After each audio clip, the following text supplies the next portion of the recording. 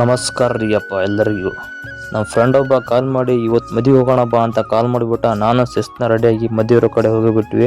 ನೀವೇನು ಹೇಳ್ರಪ್ಪ, ಈ ಥರ ಗಾಡಿ ಮೇಲೆ ಕೂತ್ ಮದುವೆ ಹೋಗೋ ಮಜಾನೇ ಬೇರೆ. ನೀವು ಯಾವತ್ತಾದ್ರೂ ಈ ಥರ ಗಾಡಿ ಮೇಲೆ ಹೋಗಿದ್ರೆ ಒಂದು ಕಮೆಂಟ್ ಆಗಿಬಿಟ್ರಪ್ಪ.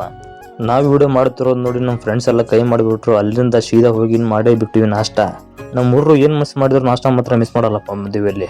ನಾಷ್ಟ ಎಲ್ಲ ಮುಗಿಸ್ಕೊಂಡು ನಮ್ಮ ಫ್ರೆಂಡ್ಸ್ ಎಲ್ಲ ಫೋಟೋ ತೊಗೊಂಡ್ರು. ನಾವು ಒಂದು 4 ಫೋಟೋ ತೊಗೊಂಡ್ವಿ. ಇವರೇ ನೋಡ್ರಿ ನಮ್ಮ ತಾಂಡದ ರಾಜಹುಲಿಗಳು. ದೂರದಿಂದಲೇ ಹೆಣ್ಗಣ್ಣ ನೋಡ್ಕೊಂಡ್ಬಿಟ್ಟಿವಪ್ಪ ನಾವು ಮತ್ತು ನಮ್ಮ ಫ್ರೆಂಡ್ಸ್ ಎಲ್ಲ ಡಿ ಬಸ್ ಸ್ಟೈಲಿ ಹೊರಟೇ ಬಿಟ್ಟಿವಿ ಎಲ್ಲೆಲ್ಲ ಊಟ ಮಾಡೋಕ್ಕೆ. ಊಟ ಸ್ಟಾರ್ಟ್ ಆಗಿತ್ತಂತ ನಾವು ಮತ್ತು ನಮ್ಮ ಫ್ರೆಂಡ್ಸ್ ಎಲ್ಲ ಊಟ ಮಾಡಿದ್ವಿ. ಊಟ ಮಾತ್ರ ಸಖತ್ತಾಗಿತ್ತು ಬ್ರೋ. ಹಾಗೆ ನೀರೆಲ್ಲ ಕುಡಿದು ನಮ್ಮ ಫ್ರೆಂಡ್ ಒಬ್ಬ ಎಲ್ಲರೂ ಸಹಾಯ ಮಾಡ್ತಿದ್ದ ನೀರು ಕೊಡೋದು. ಜಬರ್ದಸ್ತಾಗಿ ಊಟ ಮುಗಿಸ್ಕೊಂಡು ನಾವು ನಮ್ಮ ಬಂಜಾರ ಹುಡುಗಿಯರ ಡ್ಯಾನ್ಸ್ನ ನೋಡ್ಕೊಂಡು ನಿಂತೇ ಬಿಟ್ಟಿವಪ್ಪ.